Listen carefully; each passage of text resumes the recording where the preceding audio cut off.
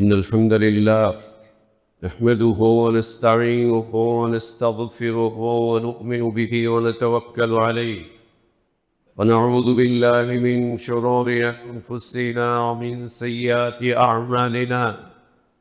من يهده الله فلا مضل له ومن يضلل فلا هادي له، وأشهد أن لا إله إلا الله وحده لا شريك له، وأشهد أن محمدًا عبده ورسوله أرسله بالحق بشيرًا ونذيرًا وداعيًا إلى الله بإذنه وسراجًا منيرًا. أما بعد، فإن أحسن الحديث كتاب الله، وخير الهدي هدي محمد صلى الله عليه وسلم، وشر الأمور محدثاتها، وكل محدثة بدعة، وكل بدعة ضلالة، وكل ضلالة في النار. يا أيها الذين آمنوا اتقوا الله حق تقاته ولا تموتن إلا وأنتم مسلمون. يا أيها الناس اتقوا ربكم الذي خلقكم من نفس واحدة وخلق منها زوجها وبث منهما رجالا كثيرا ونساء، واتقوا الله الذي تساءلون به والأرحام إن الله كان عليكم رقيبا. يا أيها الذين آمنوا اتقوا الله وقولوا قولا سديدا يصلح لكم أعمالكم ويغفر لكم ذنوبكم، ومن يطع الله ورسوله فقد فاز فوزا عظيما. اللهم علمنا ما ينفعنا وانفعنا بما علمتنا وزدنا علما. اللهم إنا نعوذ بك من علم لا ينفع، ومن قلب لا يخشع، ومن نفس لا تشبع، ومن دعوة لا يستجاب لها. اللهم آت نفوسنا تقواها وزكها أنت خير من زكاها، أنت ولينا ومولاها. يا حي يا قيوم برحمتك نستغيث، أصلح لنا شأننا كله ولا تكلنا إلى أنفسنا طرفة عين. سبحانك لا علم لنا إلا ما علمتنا إنك أنت العليم الحكيم।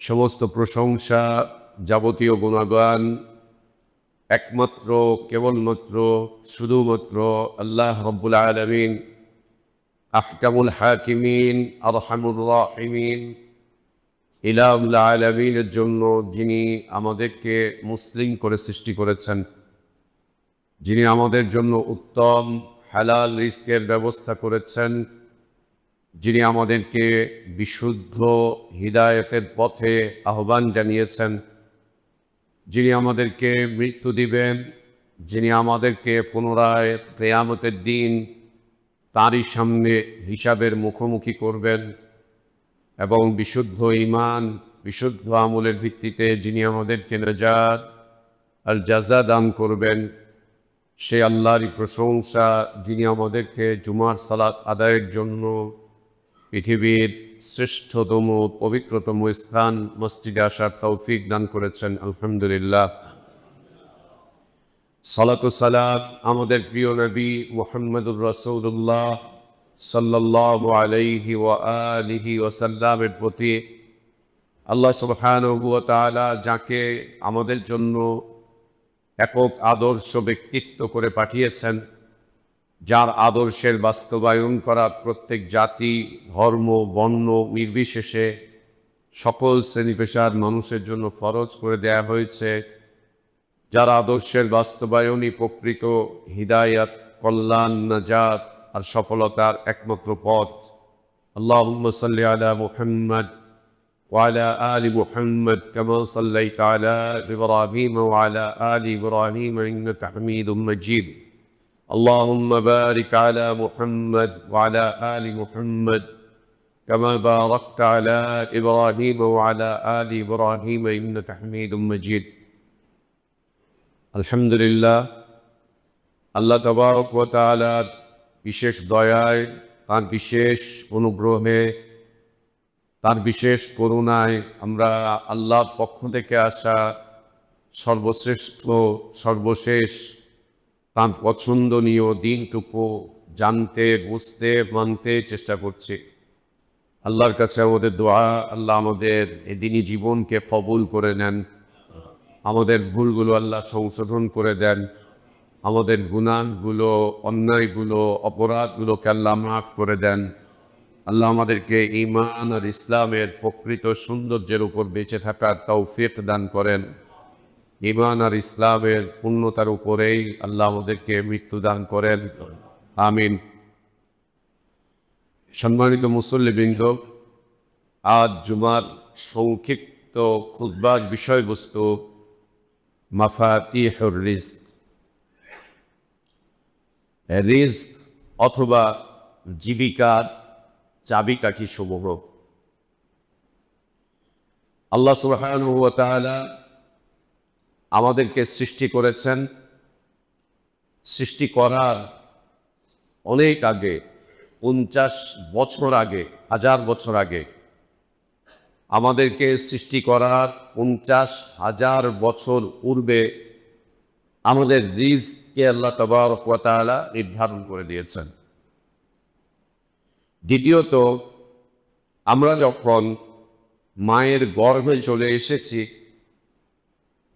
আমাদের বয়স যখন মায়ের পেটে 4 মাস, তখন দ্বিতীয় দফা আল্লাহ সুবহানাহু ওয়া তাআলা এই গর্ভকালীন সময়ে মায়ের পেটে থাকা অবস্থাতেই আমাদের কপালের উপর আমাদের রিজকের মৌলিক কয়েকটি বিষয়কে লিপিবদ্ধ করে দিয়েছেন। মূল বিষয়বস্তু আল্লাহ তাবারক ওয়া তাআলা। তৃতীয়ত, আমরা যখন দুনিয়াতে আসলাম, মায়ের গর্ভ থেকে বের হচ্ছি, তখন আল্লাহ সুবহানাহু ওয়া তাআলা আমাদেরকে এ পৃথিবীর সবচাইতে দামি, সবচাইতে মূল্যবান, সবচাইতে সম্মানের, সবচাইতে মর্যাদার, সবচাইতে গুরুত্বপূর্ণ বিষয়টাকে আল্লাহ আমাদেরকে আমাদের জন্মকালীন সময় যখন আমরা মায়ের পেট থেকে বের হচ্ছি, তখন আল্লাহ আমাদেরকে দান করেছেন। সেটা হচ্ছে ইসলাম। মানব জীবনে ইসলামের চাইতে, ঈমানের চাইতে, আল্লাহর দ্বীনের চাইতে দামি, মূল্যবান, সম্মানিত, মর্যাদাপূর্ণ, গুরুত্বপূর্ণ আর কোনো রিজক নেই। আপনি এক মুহূর্তের জন্য চিন্তা করেন, আল্লাহ আপনাকে গোটা দুনিয়া দিয়েছেন, কিন্তু ইসলাম দেননি, আপনি ইসলাম পাননি। এক মুহূর্তের জন্য চিন্তা করে দেখেন আপনার হালাতটা কি। আপনাকে গোটা দুনিয়ার মালিক বানিয়ে দেওয়া হলো, ধরে নেন গোটা দুনিয়ার মালিক বানিয়ে দেওয়া হলো, যে গোটা দুনিয়া আপনি যেভাবে ইচ্ছা সেভাবে খরচ করবেন, নিবেন, খাবেন, ব্যবহার করবেন, যা ইচ্ছা তাই করবেন, স্বেচ্ছাচারী হয়ে যাবেন। কিন্তু একটা বিষয় থেকে আপনাকে বঞ্চিত রাখা হবে, সেটা হচ্ছে আপনি দ্বীন পাবেন না, ঈমান পাবেন না, ইসলাম পাবেন না। আমরা কোন দিকে আগাবো? অবশ্যই ইসলামের দিকে, অবশ্যই আল্লাহর দ্বীনের দিকে, অবশ্যই ঈমানের দিকে, অবশ্যই। কেন? আল্লাহ নবী সাল্লাল্লাহু আলাইহি ওয়া আলিহি ওয়াসাল্লাম বলছেন, মুসা আলাইহিস সালাতু ওয়াস সালাম একবার আল্লাহকে বললেন, রাব্বি আল্লিমনি শাইআন আযকুরুকা ওয়া আদউকা বিহি। আমার রব, আপনি আমাকে এমন কিছু শিখিয়ে দেন যার মাধ্যম দিয়ে আমি আপনার জিকির করব, আপনাকে স্মরণ করব, আর আপনার কাছে দোয়া করব, প্রার্থনা করব। জিকির আর দোয়া দুইটার মধ্যে পার্থক্য রয়েছে। জিকিরের মাধ্যম দিয়েই আল্লাহর কাছে দোয়া করতে হয়, জিকিরগুলোর মাধ্যম দিয়েই আল্লাহর কাছে দোয়া করতে হয়। তো তিনি বলছেন, আমার রব, আপনি আমাকে এমন কিছু শিখিয়ে দেন যার মাধ্যম দিয়ে আমি আপনার জিকির করব, আপনাকে স্মরণ করব আর আপনার কাছে দোয়া করব, প্রার্থনা করব।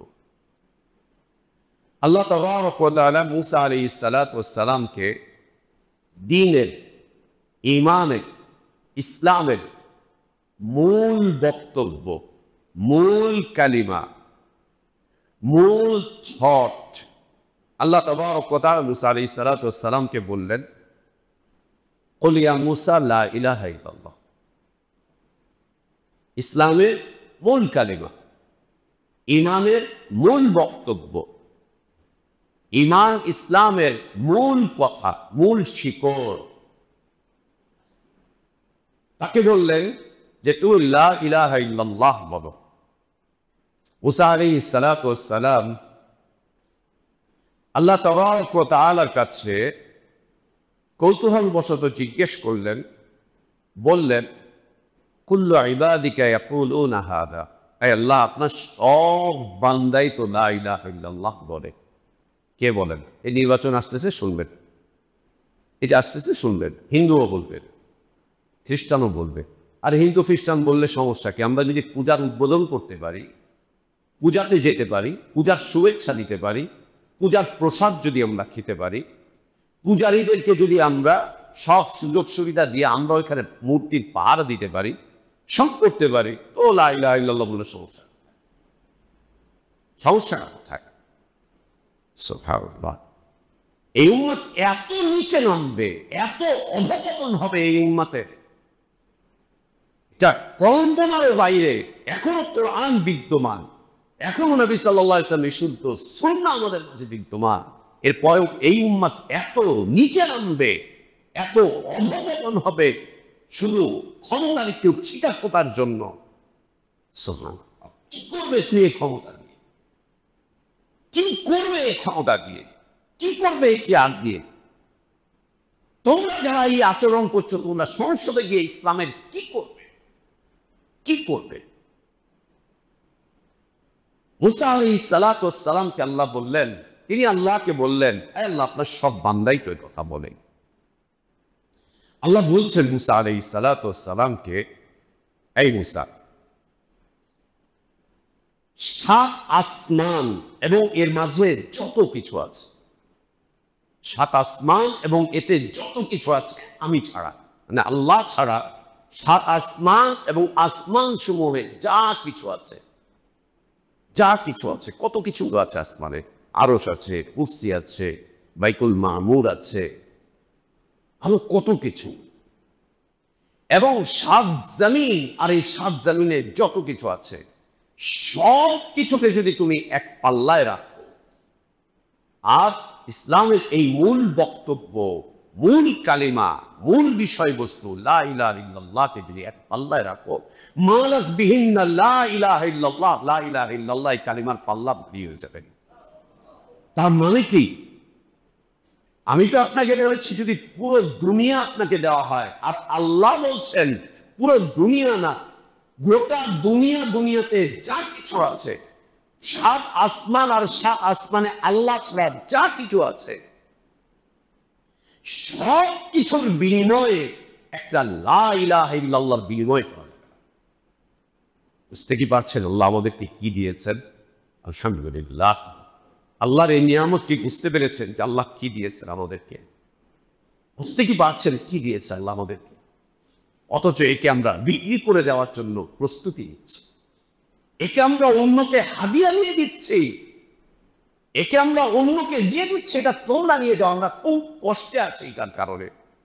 এই লা ইলাহা ইল্লাল্লাহ বলার কারণে আমরা সমাজের সব জায়গায় যেতে পারি না, সব জায়গায় খাপ খাওয়াতে পারি না নিজেদেরকে, সব খেতে পারি না, সব নিতে পারি না, সব ধরতে পারি না, সবার সামনে চলতে পারি না, যা ইচ্ছা তাই করতে পারি না। অতএব একে আমরা হাদিয়া দিয়ে দিব, যাও তোমরা হাদিয়া নিয়ে নাও।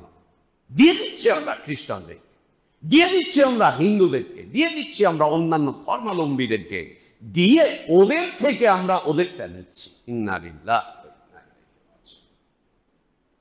ইন্না লিল্লাহি। কেন হচ্ছে?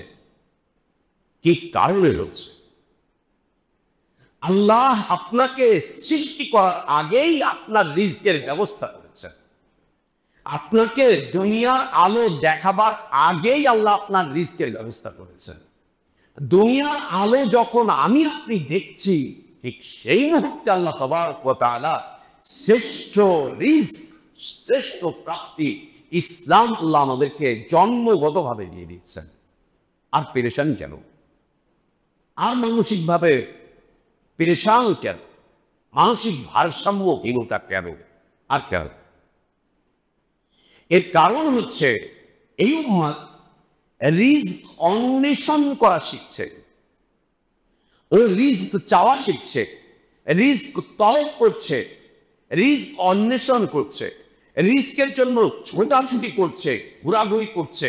প্রয়োজনে রিজক অন্বেষণ করতে গিয়ে নিজের দ্বীন, নিজের ঈমান, নিজের ইসলাম, নিজের মানহাজ, নিজের চরিত্র, নিজের যে আকীদা যা আছে সব কিছুকে অন্যদেরকে বিলীন করে দিচ্ছে, দিয়ে এরপরেও কিছু রিজকের প্রয়োজন।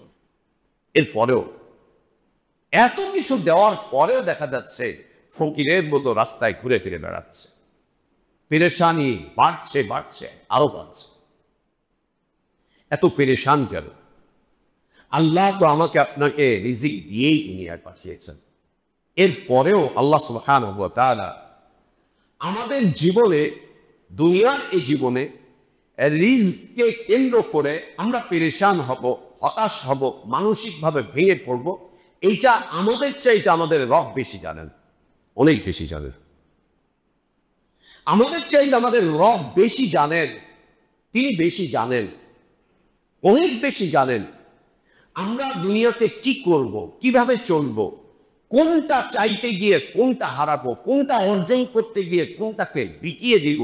এটা আমাদের রব আমাদের চাইতে অনেক বেশি জানেন, অনেক আগে থেকেই জানেন আল্লাহ তাবারক ওয়া তাআলা। এজন্য আল্লাহ সুবহানাহু ওয়া তাআলা উম্মতে ইসলামের রিজকের পেরেশানি, রিজককে কেন্দ্র করে তাদের হতাশা, মানসিক অবস্থা যাতে বিপর্যয়ের দিকে না যায়, তাদের হতাশা যাতে করে তাদেরকে কুফরির দিকে না নেয়, ঈমানহীনতার দিকে যেন না নেয়, ইসলামহীনতার দিকে যেন না নেয়, তাদের আকীদা মানহাজকে যেন বরবাদ করে না দেয়, এই জন্য আল্লাহ তাবারক ওয়া তাআলা আমাদের রিজকের ক্ষেত্রে অনেকগুলো চাবিকাঠি রেখেছেন। আপনি চাবি ছাড়া যেমন তালা খুলতে পারবেন না, সেই চাবিটা যেমনই হোক না কেন। কখনো কখনো বিজ্ঞানের এই যুগে চাবি হচ্ছে ফিঙ্গারপ্রিন্ট, আপনি আঙুলের ছাপটা দিবেন, সাথে সাথে তালা খুলে যাচ্ছে। অথবা আপনার আওয়াজটা হচ্ছে চাবি, অথবা আপনার চোখের মনির যে ইয়েটা আছে এইটাই হচ্ছে আপনার চাবি। কিন্তু চাবি লাগবে তালা খুলতে হলে, তালা খুলতে হলে চাবি লাগবে।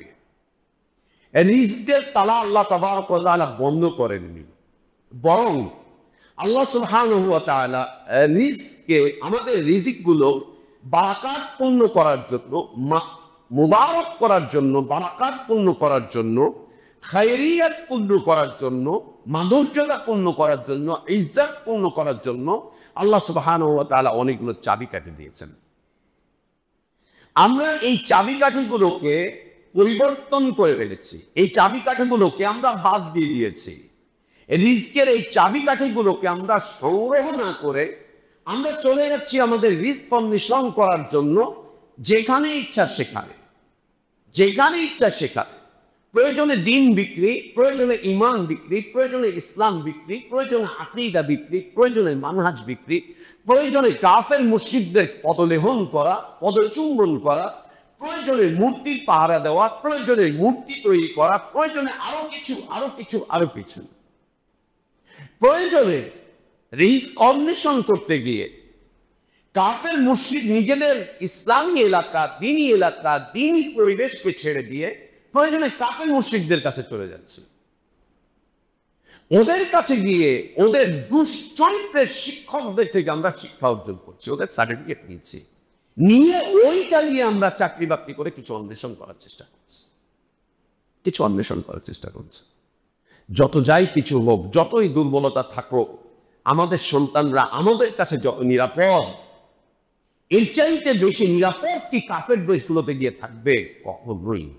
আমাদের সামনে রেখে আমরা আমাদের সন্তানদেরকে গণ্ডির মধ্যে, দিনই পরিবেশের মধ্যে, তিনি একটা গণ্ডির মধ্যে রাখতে পারছি না, আর ওকে 18-20 বছর 22 বছরে ওকে আমরা পাঠিয়ে দিচ্ছি কাফের দেশে, যা লেখাপড়া করে ডিগ্রি নিয়ে আয়। ওইখানে গিয়ে ও নাস্তিক হচ্ছে, ওইখানে গিয়ে ও মুরতাদ হচ্ছে, ওইখানে গিয়ে ও খ্রিস্টান হচ্ছে, ওইখানে গিয়ে ও আরো কিছু হচ্ছে, আরো কিছু হচ্ছে, আরো কিছু হচ্ছে।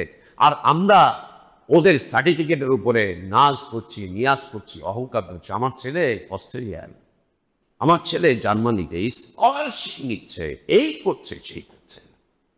সাহাবীরা এগুলোকে থুতু মারতেন, সাহাবীরা এগুলোকে কাফেরদের দেওয়া স্কলারশিপ, কাফেরদের দেওয়া বিভিন্ন সার্টিফিকেট নিয়ে সাহাবীরা থুতু মেরেছিলেন। থুতু মারার কারণে আল্লাহ দুনিয়া তাদের পায়ের নিচে দিয়েছিলেন। আর আমরা এগুলোকে আলিঙ্গন করার কারণে আল্লাহ আমাদেরকে দুনিয়ার পায়ের নিচে দিয়েছেন, দুনিয়ার ময়লা আবর্জনা নোংরামির পায়ের নিচে। লা ইলাহা ইল্লাল্লাহ। সম্মানিত মুসল্লিবৃন্দ, আল্লাহ সুবহানাহু ওয়া তাআলা মোটামুটিভাবে 10টি চাবি রেখেছেন আপনাকে রিস্কের ব্যাপারে নিশ্চিত রাখার জন্য। আপনি রিস্কের ব্যাপারে যদি নিশ্চিত থাকতে চান যে রিস্ক আল্লাহ তাবারক ওয়া তাআলা দিয়েই রেখেছেন, আর যা দিয়েছেন তা আমি অবশ্যই পাবো, কেউ আমার থেকে ছিনিয়ে নিতে পারবে না, কেউ না। আর যা আল্লাহ রেখেছেন তা আমার ঘর পর্যন্ত চলে আসবে, আল্লাহ পৌঁছে দিবেন, পৌঁছে দেওয়ার ব্যবস্থা করবেন। প্রয়োজন হচ্ছে আমাদের চেষ্টা আর প্রচেষ্টা। রিজকের যে চাবিকাঠিগুলো আল্লাহ আমাদের জন্য দিয়েছেন, আমরা তা স্বেচ্ছায় সজ্ঞানে নিজেদের থেকে ছেড়ে দিয়েছি, বের করে দিয়েছি। যাও, চলে যাও, তোমাকে দরকার নেই। আমার শিক্ষক আমাকে যা শিখাবেন আমি তাই, আমার সমাজ আমাকে যা বলবে, যেভাবে বলবে সেভাবে, যা ইচ্ছা তাই আমাদেরকে করতে হবে না। রিজকের জীবন জীবিকার প্রথম চাবিকাঠি মন মানসিকতার পরিশুদ্ধতা, মন মানসিকতার পবিত্রতা। আল্লাহ আপনাকে যে অন্তরটা দিয়েছেন, আল্লাহ আপনাকে যে ব্রেন দিয়েছেন, এই মন মস্তিষ্কের পরিশুদ্ধতা, মন মস্তিষ্কের পবিত্রতা হচ্ছে রিজকের প্রথম চাবিকাঠি, যাকে কোরআন কারীমের পরিভাষায়, সুন্নাহর পরিভাষায় তওবা বলা হয়েছে। তওবা এবং ইস্তিগফার, তওবা এবং ইস্তিগফার। তওবা আর ইস্তিগফারের মাধ্যম দিয়ে আল্লাহ সুবহানাহু ওয়া তাআলা আমার আপনার মনকে পরিশুদ্ধ করেন, আমার আপনার মনকে পবিত্র করেন, আমার আপনার মনকে পরিশীলিত করেন, পরিমার্জিত করেন। তওবা এবং ইস্তিগফারের মাধ্যম দিয়ে আল্লাহ সুবহানাহু ওয়া তাআলা আমার আপনার মস্তিষ্ককে পবিত্র রাখেন, পরিমার্জিত রাখেন, পরিশীলিত রাখেন। আল্লাহ পরিশুদ্ধ রাখেন মন এবং মস্তিষ্ককে তওবার মাধ্যম দিয়ে। যখনই আমি আপনি আল্লাহ তাবারক ওয়া তাআলার কাছে তওবা করব, ইস্তিগফার করব, তওবা ইস্তিগফারের মাধ্যম দিয়ে একদিকে যেমন মন মস্তিষ্কের পবিত্রতা অর্জন করতে পারবো, মানসিক অবস্থা যেমন পরিশুদ্ধ হবে, অন্যদিকে আল্লাহ তাবারক ওয়া তাআলার ওয়াদা হচ্ছে আল্লাহ তাবারক ওয়া তাআলা চতুর্দিক থেকে রিজিক দিয়ে ভরিয়ে দিবেন। আল্লাহ তাবারক ওয়া তাআলা চতুর্দিক দিয়ে, এ আমার কথা না, এই আল্লাহর কথা।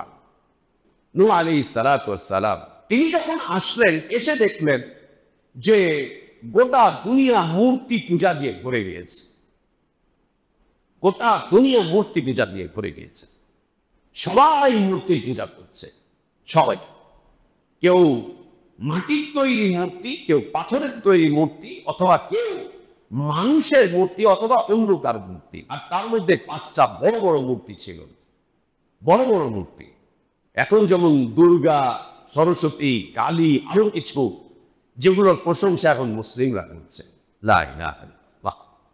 সেই সময় প্রধান 5টি মূর্তি, ওয়াদ, সাওয়া, ইয়াগুস, ইয়াউক, নাসার, এই 5টি প্রধান মূর্তি তিনি দেখলেন এদের পূজা চলছে, মানুষ আল্লাহকে বাদ দিয়ে এদের ইবাদত করছে।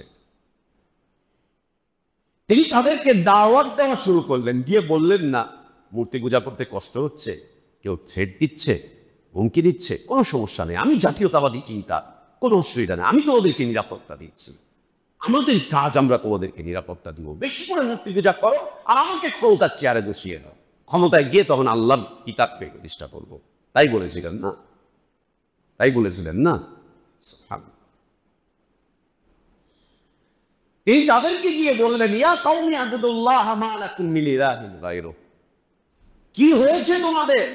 আল্লাহকে বাদ দিয়ে এগুলো কেন ইবাদত করছো? কেন ইবাদত করছো? এগুলোকে পরিহার করো, এগুলোকে বর্জন করো। দাওয়াত দেওয়া শুরু করলেন, হুমকি দেওয়া না, দাওয়াত দেওয়া শুরু করলেন। হুমকি না, দাওয়াত দিতে শুরু করলেন।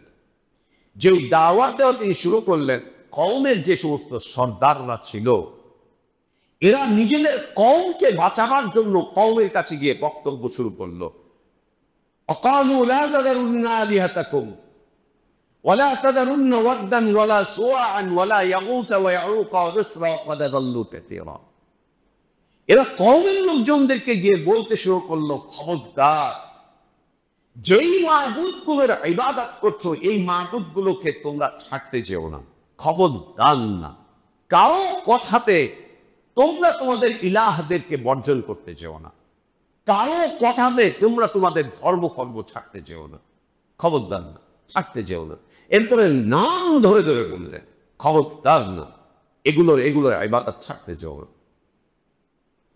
কিন্তু এই লোকগুলোকে নূহ আলাইহিস সালাতু ওয়াস সালাম দেখলেন যে তারা চিন্তিত, পেরেশান, হতাশ, তাদের জীবন জীবিকা নেই। নূহ আলাইহিস সালাতু ওয়াস সালাম একটা পর্যায়ে তার কওমের লোকজনদেরকে বললেন, ওয়া কওমি ইস্তাগফিরু রাব্বাকুম সুম্মা তুবু ইলাইহি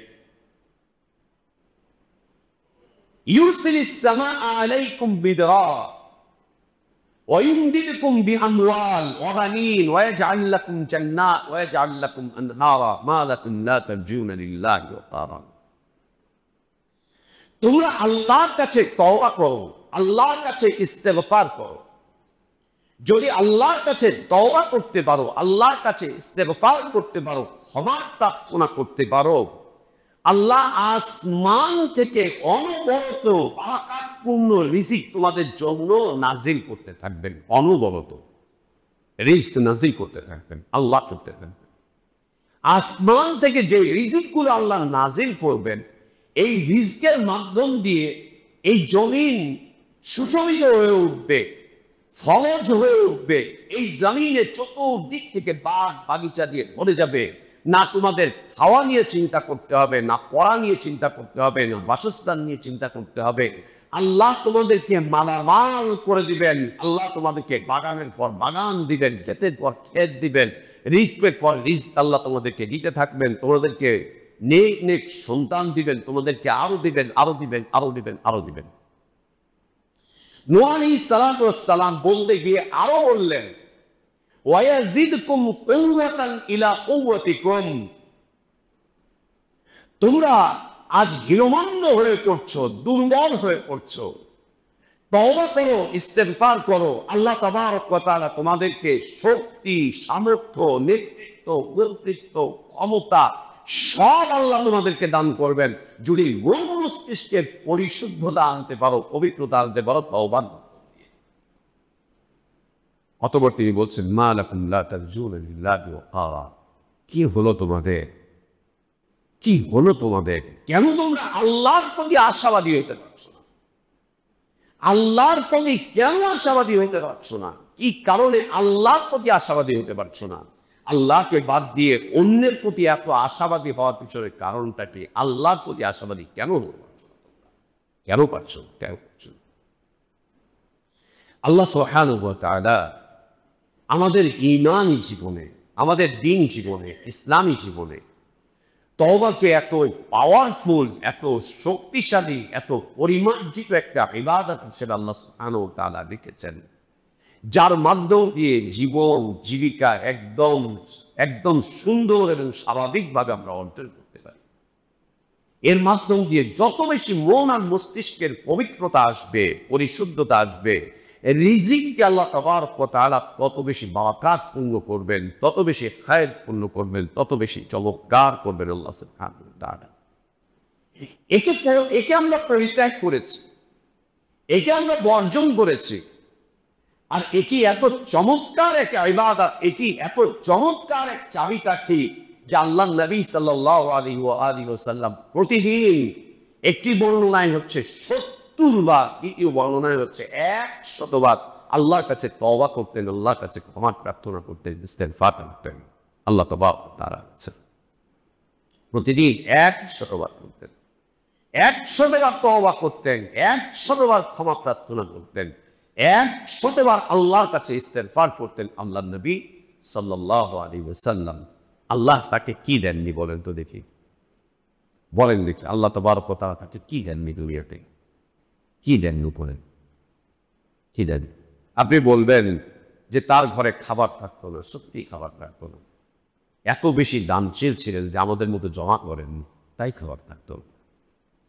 এত বড় মানবতাবাদী মানুষ পৃথিবী আর চোখে দেখে না, আর চোখে দেখবে না। নিজের স্ত্রীদেরকে না খাইয়ে রেখে, নিজে না খেয়ে থেকে, নিজের ভালো পোশাক পরিচ্ছদ না নিয়ে, নিজের আরাম আয়েশকে সব বাদ করে দিয়ে উম্মতের জন্য পুরোটাকে উজাড় করে দেওয়া।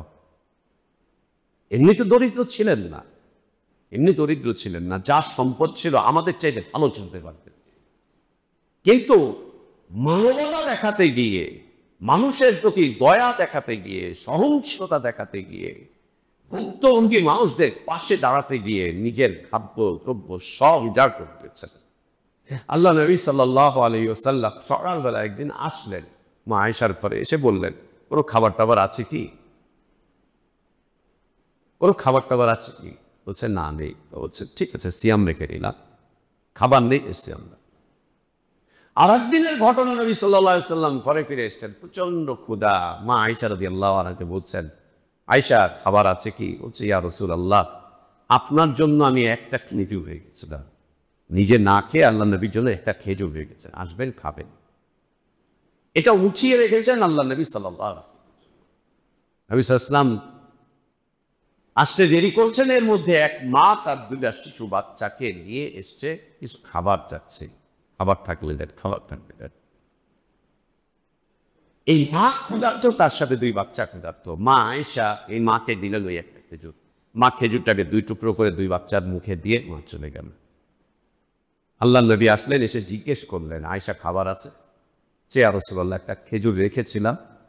একজন ক্ষুধার্ত মা আসলেন, আমি তাকে খেতে দিলাম, সে নিজেও না খেয়ে এটাকে টুকরো করে তার 2 বাচ্চার মুখে দিয়ে তার চলে।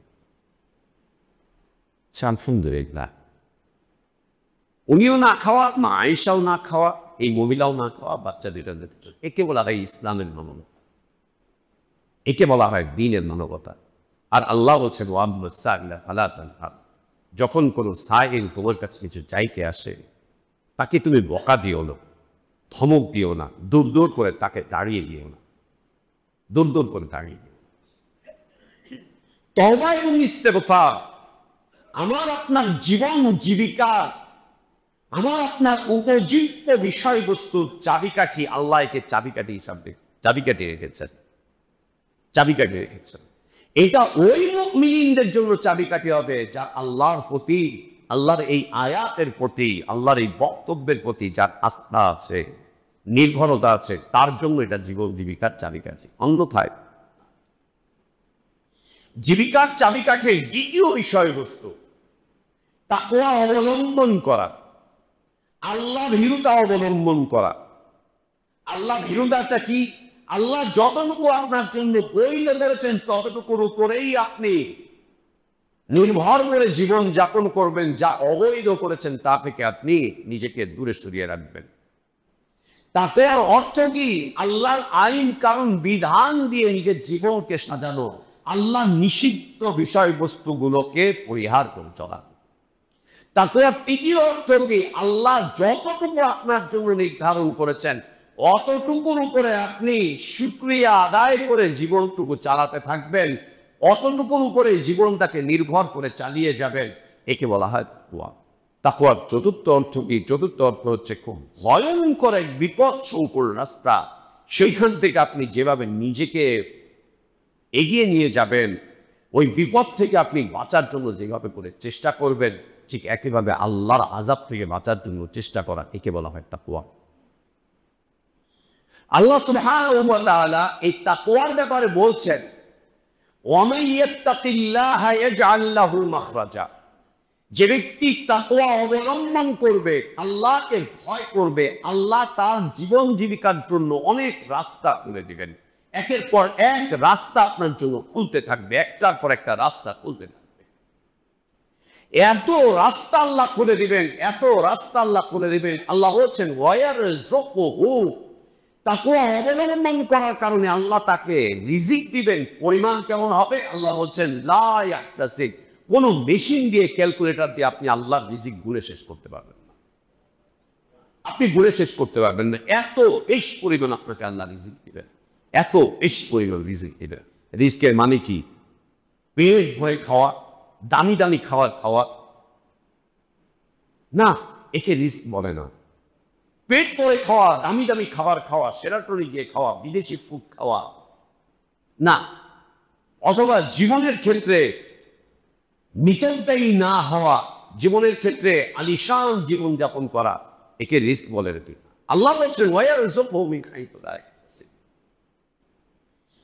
আল্লাহ এত বেশি রিজিক দান করবেন, এত রিস্ক আল্লাহ দান করবেন যে তুমি হিসাব করে শেষ করতে পারবে না। যে রিস্ক পাবে সে হিসাব করে শেষ করতে পারবে না। আল্লাহ সুবহানাহু ওয়া তাআলা আরো বলছেন ওয়ালাউ আন্না আহলাল কুরা আমানু, যদি জনগণের পাশে পরিশুদ্ধ ঈমান আনয়ন করে, ওয়াত্তাকাউ, ঈমান আনার পরে আল্লাহকে ভয় করে জীবন যাপন করে, আল্লাহ বলছেন লাফাতাহনা আলাইহিম বারাকাতিন মিনাস সামাই ওয়াল আরদ, আমি আল্লাহ আসমান এবং জমিনের বারাকাতের সবগুলো দরজাকে খুলে দেব, একটা দরজাও বন্ধ থাকবে না, সব দরজাকে আল্লাহ খুলে দেবেন। আল্লাহর ওয়াদা, সবগুলো দরজাকে আল্লাহ খুলে দেবেন, একটা দরজাও বন্ধ রাখবেন না। যদি ঈমান, পরিশুদ্ধ ঈমানের অধিকারী হতে পারি, ঈমান যদি পরিশুদ্ধ হয়, ঈমান যদি পরিশুদ্ধ হয়, আর আল্লাহকে ভয় করে যদি আমি আমার এই ঈমানী জীবন যাপন করতে পারি, আমরা বিশুদ্ধ ঈমান আনতে পেরেছি, তাকওয়া অবলম্বন করতে পারিনি, আল্লাহকে ভয় করতে পারিনি। এটা সত্য, এটা মেনেই নিতে হবে। যে ঈমান আনতে পেরেছি, ঈমানের ক্ষেত্রে আমরা কবর পূজা, মাজার পূজা থেকে বাঁচতে পারলাম আল্লাহর দয়াতে। কিন্তু দ্বিতীয় যে বিষয়, যার অভাবে আমাদের রিস্কের ঝামেলাগুলো ঘটছে, সেটা হচ্ছে আল্লাহকে ভয় না করা, আল্লাহকে ভয় না করা। যদি আল্লাহকে ভয় করে চলতে পারি, আল্লাহ বলছেন লাফাতাহনা আলাইহিম, আমি খুলে দিব তাদের উপরে বারাকাতিন মিনাস সামা, আসমানের সবকটা বারাকাতের দরজা, ওয়াল আরদ, এবং জমিনের সবকটা বারাকাতের দরজা, আসমান জমিনের সবকটা বারাকাতের দরজাকে আল্লাহ বলছেন ওয়ালাকিন কাযযাবু, কেন জীবন জীবিকা কষ্টের হয়ে গেল? যে ওরা মিথ্যা প্রতিপন্ন করছে, আমার কথাকে ওরা মেনে নিতে পারেনি। দুনিয়াবাসী আল্লাহ কথাকে মেনে নিতে পারেন না, নেওয়ার কারণে আল্লাহ রিস্ককে সংকুচিত করে দিয়েছেন, বন্ধ করে দিয়েছেন, বন্ধ করে দিয়েছেন। সম্মানিত উপস্থিতি, তৃতীয় বিষয়বস্তু, আল্লাহর উপরে তাওয়াক্কুল করা, আল ইতিমাদু আলাল্লাহ, আল্লাহর উপরে নির্ভর করা। আল্লাহর উপরে নির্ভর করা কি? সেটা আল্লাহ আমাকে বিপদগামী করবেন না, আল্লাহ আমাকে অসহায় অবস্থায় ছাড়বেন না, আল্লাহ আমাকে অন্যের মুখামুখি করবেন না, আল্লাহ আমাকে অন্যের অধীনস্থ করবেন না। আমার নির্ভরতা আল্লাহর উপরে, আমার তাওয়াক্কুল আল্লাহর উপরে, আমার সকল বিষয়বস্তু আল্লাহর উপরে। যেটা কল্যাণ, ওটা আল্লাহ আমাকে অবশ্যই দিবেন এবং দিবেন এবং দিবেন, যেটা কল্যাণজনক। যেটা অকল্যাণের, সেটা অবশ্যই আল্লাহ আমার থেকে হটিয়ে দিবেন এবং হটিয়ে দিবেন এবং সরিয়ে দিবেন। আল্লাহ আমাকে দিবেন, আল্লাহ আমাকে দিবেন, আল্লাহ আমাকে দিবেন, আল্লাহ আমার জন্য যথেষ্ট, আল্লাহ আমার যথেষ্ট, আল্লাহ আমার জন্য যথেষ্ট। এইটা মনের ভিতরে নিয়ে আসতে পারা, এটা ব্রেনের মধ্যে সেট করে নিতে পারা, এটা এই জবান দিয়ে নিয়ে আসতে পারা, সকল ক্ষেত্রে আল্লাহর উপরে তাওয়াক্কুল, সকল ক্ষেত্রে আল্লাহর উপরে তাওয়াক্কুল। আসবাবের উপরে তাওয়াক্কুল, আসবাব গ্রহণ করতে হয়, আসবাবের উপরে তাওয়াক্কুল করতে হয় না। টাকার উপরে তাওয়াক্কুল করতে হয় না, ক্ষমতায় তাওয়াক্কুল করতে হয় না, শক্তির উপরে তাওয়াক্কুল করতে হয় না। এগুলো নিতে হয়, প্রয়োজন হলে এগুলোকে ব্যবহার করতে হয়। এগুলো ব্যবহার্য বিষয়বস্তু, এগুলোর উপরে নির্ভরতার বিষয়বস্তু না। এগুলো একটাও তাওয়াক্কুলের বিষয় না। টাকা আমার তাওয়াক্কুলের বিষয় না, ক্ষমতা আমার তাওয়াক্কুলের বিষয় না, কর্তৃত্ব আমাদের তাওয়াক্কুলের বিষয় না, ওইটা আমাদের তাওয়াক্কুলের বিষয় না। আজীব হয়ে যাবেন, নাম বলছি না, আমাদের এই ঢাকা জেলার মধ্যেই আমাদের একটা মসজিদ হলো কয়েক বছর আগে। এই মসজিদে নির্মাণ করতে গিয়ে এই মসজিদের লোকজনগুলো ধর্মনিরপেক্ষ মতবাদী লোকজনদেরকে মসজিদের চেয়ার দিয়ে দিল, আসা যাওয়া করতে দিল, কখনো কখনো মসজিদের মিম্বারে আসতে দিল, এই করতে দিল, সেই করতে দিল, অনেক কিছু করলো। গত সরকারের আমলে আমাদের অবস্থা খুব নাজুক অবস্থায় ছিল।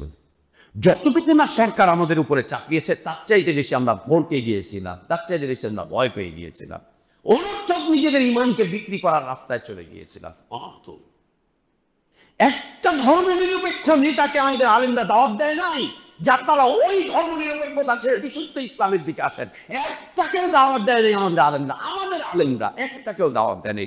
প্রধান অতিথি বানিয়েছে, সভাপতি বানিয়েছে, বিশেষ অতিথি বানিয়েছে, এই বানিয়েছে, সেই বানিয়েছে, ডোনার বানিয়েছে, এদেরকে বলেনি যে আপনার ইমান পরিশুদ্ধ করেন। আমাদের ওলামারা বলেনি যে ইমান পরিশুদ্ধ করেন। ওদের থেকে টাকা নিয়েছে, ওদেরকে ইমানের দাওয়াত দেয়নি। ওদেরকে পদ দিয়েছে, ওদেরকে ইমানের দাওয়াত দেয়নি। ওদেরকে উপদেষ্টা বানিয়েছে, ওদেরকে ইমানের দাওয়াত দেয়নি। ওদেরকে বলেনি শহীদ মিনারে যেন না, ওদেরকে বলেনি আপনারা এইভাবে করে পদলেহন করেন না, ওদেরকে বলেনি আপনারা এই স্লোগান দিয়েন না, ওদেরকে এগুলো একটা কেউ বলেনি। খালি টাকা নিয়ে এসেছে, ওদের থেকে এসে ঠিক নিকৃষ্টতা, নিকৃষ্টতা এটা।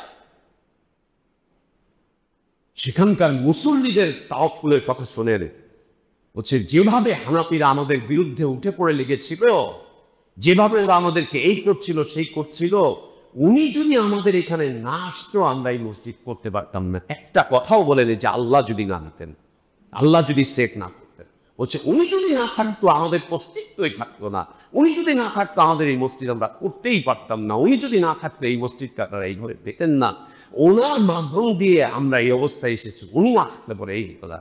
এটা এখনো চর্চা চলছে, এখন আমাদের মসজিদের মুসল্লিদের এই ধরনের কথাবার্তা শোভা পায় না, এই মানের কথাবার্তা আমাদের মুসল্লিদের শোভা পায় না। ইন্নালিল্লাহ, একে তাওয়াক্কুল বলে না, একে তাওয়াক্কুল বলে না, একে তাওয়াক্কুল বলে না। আমার দ্বীনি জীবনের হেফাজতকারী আল্লাহ, আমার রিজকের হেফাজতকারী আল্লাহ, আমার ইমানের হেফাজতকারী আল্লাহ, আমাদের মসজিদগুলোর হেফাজতকারী আল্লাহ। বাইতুল্লাহকে কে হেফাজত করছেন? আল্লাহই তো করছেন। প্রয়োজন হাবাবিলকে কে পাঠিয়েছিলেন? আল্লাহই তো পাঠিয়েছেন, আল্লাহই তো পাঠিয়েছেন। আল্লাহ রাসূলের দাদা কি বলে দিলেন? আমার গরু ছাগল আমাকে ফেরত দাও। তুই এমন একজন নেতা, তুমি বাইতুল্লাহ নিয়ে কথা বলবে, বলছে আমারটা আমাকে ফেরত দাও। ওইটা আল্লাহ, আল্লাহ হেফাজত করবেন। একজন মুশরিকের মুখের কথা শোনেন যে বাইতুল্লাহ আল্লাহ, আল্লাহকে সই করবেন, ওটা আল্লাহর বিষয়, আল্লাহ করবেন। আর আমরা বলছি উনি না থাকলে হতো না, উনি না থাকলে হতো না, উনি না থাকলে হতো না। একে তাওয়াক্কুল বলে না, একে তাওয়াক্কুল। আল্লাহ নবী সাল্লাল্লাহু আলাইহি ওয়াসাল্লাম বলছেন, এই উম্মত যদি আল্লাহর উপরে পরিপূর্ণভাবে তাওয়াক্কুল করে, আল্লাহ তাকে সেভাবেই রিজিক দিবেন যেভাবে পাখিগুলোকে আল্লাহ রিজিক দিয়ে যাচ্ছে। দেখেন পাখিগুলো উড়ে উড়ে বেড়াচ্ছে বনে জঙ্গলে, এখানে সেখানে, ওর খাওয়া নিয়ে চিন্তা নেই, ওর পড়া নিয়ে চিন্তা নেই, ওর বসবাসের জায়গা নিয়ে চিন্তা নেই, ওর বাচ্চা প্রসব করবে ওটা নিয়ে চিন্তা নেই, ওর ডিম কী হবে এটা নিয়ে চিন্তা নেই, ওকে কোনো হসপিটালে যাওয়া লাগছে না, সিজার করা লাগছে না, ওকে কোনো মেডিসিন নেওয়া লাগছে না। আল্লাহ তাবারক ওয়া তাআলা ওকে স্বাধীন করে দিয়েছেন, পুরো দুনিয়াতে যেভাবে মনে চায় তুমি এভাবে করে আল্লাহ দেওয়া রিজিক গ্রহণ করতে থাকো। এমন রিজিক আল্লাহ তাবারক ওয়া তাআলা কাকে দেন? আল্লাহর রাস্তায় শাহাদাত প্রাপ্ত ব্যক্তিকে আল্লাহ সুবহানাহু ওয়া তাআলা জান্নাতে দিয়ে দেন। তুমি যেখান থেকে মনে চায় জান্নাতে বিচরণ করো, আর যেখান থেকে মনে চায় যা মনে চায় তুমি এখান থেকে তা খাও, তা গ্রহণ। নবী সাল্লাল্লাহু আলাইহি ওয়াসাল্লাম বলছেন, যদি এই উম্মত আল্লাহর উপরে তাওয়াক্কুল করে, পরিপূর্ণভাবে তাওয়াক্কুল, আল্লাহ তাকে এমনভাবে রিজিক দিবেন যেভাবে আল্লাহ তাবারক ওয়া তাআলা পাখিগুলোকে রিজিক দিয়ে, পাখিগুলোকে যেভাবে রিজিক দিয়ে থাকেন। আল্লাহর উপরে তাওয়াক্কুল, আল্লাহর উপরে তাওয়াক্কুল। আল্লাহ আমাদেরকে তাওয়াক্কুল করার চলার তৌফিক দান করেন, আমিন।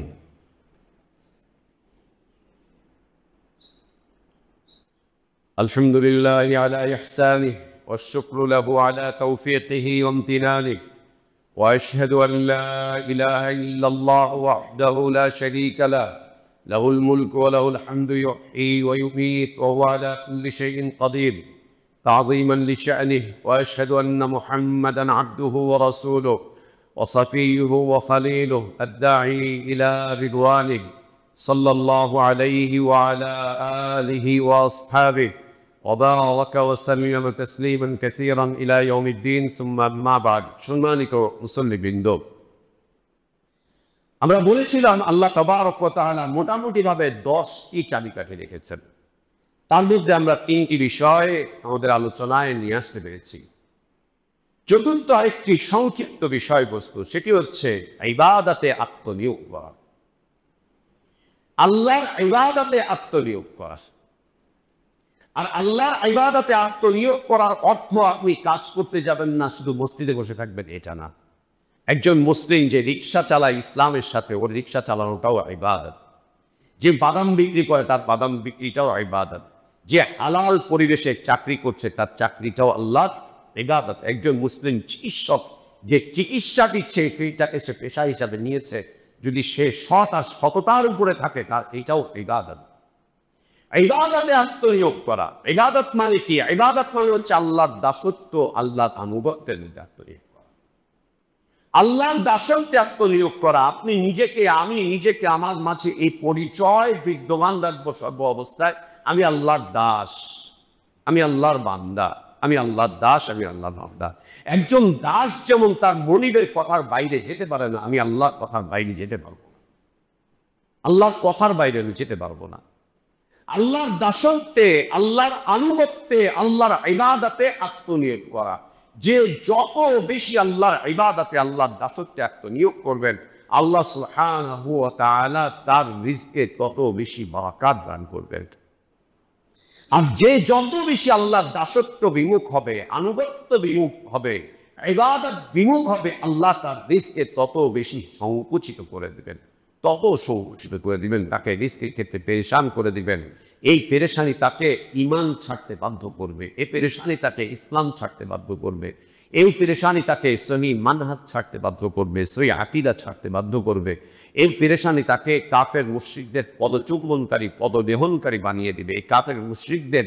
গোলামে পরিণত করবে যে আল্লাহর ইবাদত করে সে আল্লাহর বান্দা হিসেবে দুনিয়াতে বিচরণ করে যে আল্লাহর ইবাদত থেকে বিমুখ হয়ে যায় আল্লাহ তাকে দুনিয়ার এই সমস্ত আসবাবগুলোর বান্দা বানিয়ে দেন এগুলোর বান্দা বানিয়ে দেন এগুলোর বান্দা বানিয়ে দেন সম্মানিত মুসল্লিবৃন্দ বাকি বিষয়বস্তুগুলো থাকলো আল্লাহ যদি তৌফিক দান করেন আমরা পরবর্তী জুমায় আলোচনা করব ইনশাআল্লাহ আল্লাহুম্মা আসলিহ লানা দীনানা আল্লাযী হুয়া ইসমাতু আমরিনা ওয়া আসলিহ লানা দুনিয়ানা আল্লাতী ফীহা মাআশুনা ওয়া আসলিহ লানা আখিরাতানা আল্লাতী ইলাইহা মাআদুনা واجعل الحياة زيادة لنا في كل خير والموت راحة لنا من كل شر اللهم اقسم لنا من خشيتك ما تحول به بيننا وبين معاصيك ومن طاعتك ما تبلغنا به جنتك ومن اليقين ما تهون به علينا مصائب الدنيا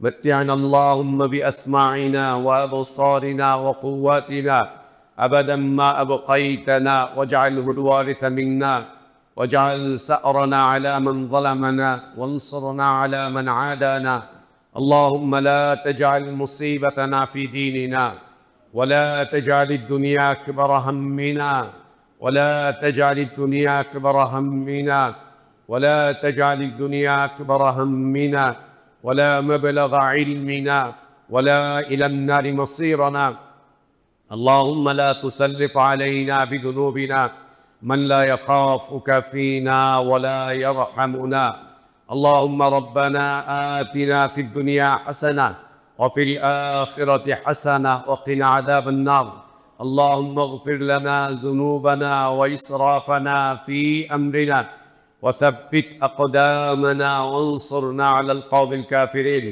اللهم اغفر لنا ذنوبنا ولإخواننا الذين سبقونا بالإيمان ولا تجعل في قلوبنا غلا للذين آمنوا ربنا إنك رؤوف رحيم عباد الله رحمكم الله إن الله يأمركم بالعدل والإحسان وإيتاء ذي القربى وينهى عن الفحشاء والمنكر والبغي يعظكم لعلكم تذكرون فاذكروا الله العظيم الجليل يذكركم واشكروه على نعمه يزدكم ولذكر الله أكبر والله يعلم ما تصنعون.